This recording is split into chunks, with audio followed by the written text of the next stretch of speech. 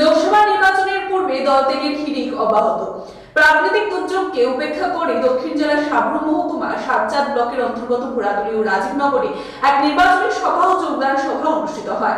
এই দুই জায়গায় 61 পরিবারের 209 জন ভোটার বিজেপিতে যোগদান করেন।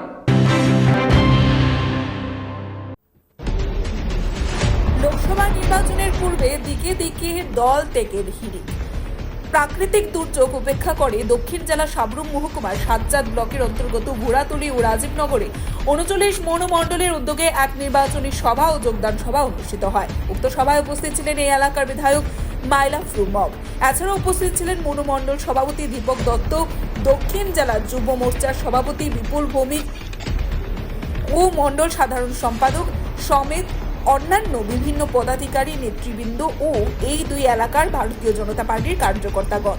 এদিন এই সভাটি করা হয় আসন্ন লোকসভা নির্বাচনে পূর্ব ত্রিপুরা আসনের ভারতীয় জনতা পার্টির মনোনীত প্রার্থী কৃতি সিং দেববর্মনকে বিপুল ভোটে জয়যুক্ত করার লক্ষ্যে এবং বিরোধীদের জামানত বাজেয়াপ্ত করার জন্যই সভাটি করা হয় বলে জানা যায়।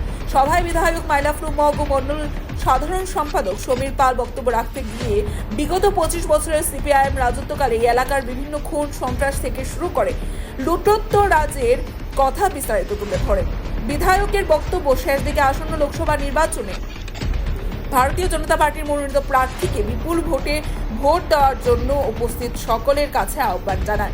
আজ এই দুটি সভার শেষ দিকে রাজীবনগর এলাকায় সিপিআইএম দলের 15 পরিবারের 43 জন ভোটার এবং ভোরাতুলি বাজারে সিপিআইএম দলের 46 পরিবারের 166 জন সিপিআইএম দলের মায়া মমতা ত্যাগ করে স্বেচ্ছায় ভারতীয় জনতা পার্টি দলে সামিল হন।